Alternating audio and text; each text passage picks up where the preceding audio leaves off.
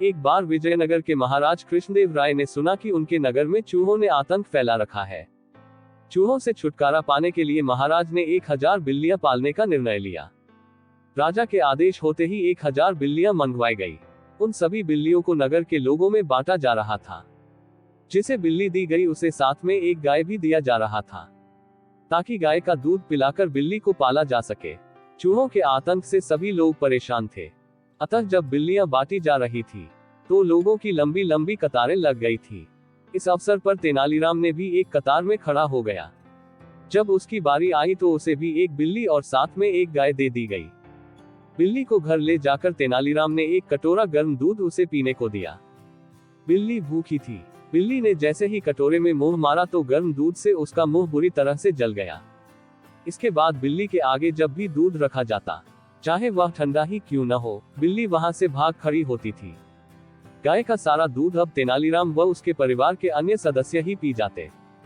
बेचारी बिल्ली कुछ ही दिनों में इतनी कमजोर हो गई कि उसमें चूहे पकड़ने की ताकत भी नहीं रही। 3 महीने बाद महाराज ने बिल्लियों की जांच करवाई। गाय का दूध पी पीकर सभी की बिल्लियां मोटी तगड़ी हो गई थी, परंतु तेनालीराम की बिल्ली सूखकर कांटा हो चुकी थी। वह सब बिल्लियों के बीच में अलग पहचानी जा रही थी। महाराज ने जब तेनालीराम की बिल्ली की हालत देखी तब राजा क्रोधित हो उठे। उन्होंने तुरंत ही तेनालीराम को हाजिर होने का आदेश दिया। तेनालीराम के आने पर वे गरजते हुए बोले, तुमने बिल्ली का ये क्या हाल बना दिया है?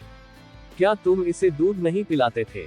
तेनालीराम: महाराज, मैं तो रोज इसके सामने दूध भरा कटोरा रखता हूँ, अब ये दूध पीती ही नहीं है तो इसमें मेरा क्या दोष है? राजा को यह सुनकर बड़ा आश्चर्य हुआ। वह अविश्वास भरे स्वर में बोले, क्यों झूठ बोल रहे हो? बिल्ली दूध नहीं पीती। मैं तुम्हारी झूठी बातों में आने वाला नहीं हूँ। तेनालीराम: परंतु महाराज, यही सच है, ये बिल्ली दूध नहीं पीती है। राजा झल्लाकर बोले, ठीक है, यदि तुम्हारी बात सच निकली तो तुम्हें 100 स्वर्ण मुद्राएं दी जाएगी। अगर ऐसा नहीं हुआ तो 100 कोड़ों की सजा मिलेगी। तेनालीराम: मुझे मंजूर है। तेनालीराम शांत भाव से बोला। तुरंत ही राजा ने एक सेवक से दूध का भरा कटोरा लाने का आदेश दिया। सेवक जल्द ही दूध से भरा कटोरा ले आया। अब राजा ने तेनालीराम की बिल्ली को हाथों में उठाया और उसका सिर सहलाते हुए दूध के कटोरे के पास छोड़ते हुए कहा, बिल्ली रानी दूध पियो। बिल्ली ने जैसे ही कटोरे में रखा दूध को देखा, वह म्याऊं म्याऊं करती हुई वहां से भाग निकली। तेनालीराम ने बोला, महाराज, अब तो आपको विश्वास हो गया होगा कि मेरी बिल्ली दूध नहीं पीती। लाइए अब मुझे 100 स्वर्ण मुद्राएं दीजिए। राजा बोले, ठीक है, लेकिन मैं एक बार उस बिल्ली को ध्यान से देखना चाहता हूँ।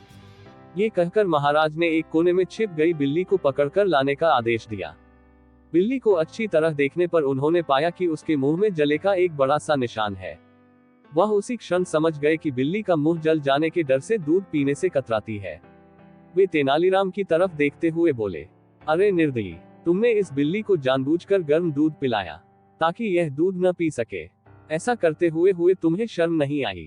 तेनालीराम ने उत्तर दिया, महाराज, ये देखना तो राजा का कर्तव्य है कि उसके राज्य में बिल्लियों से पहले मनुष्य के बच्चों को दूध मिलना चाहिए। इस बात पर महाराज हंस दिए।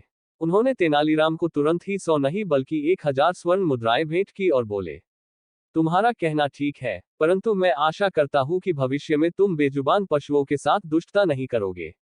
अगर कहानी अच्छी लगी हो तो शेयर करें और सब्सक्राइब जरूर कर लेना। धन्यवाद।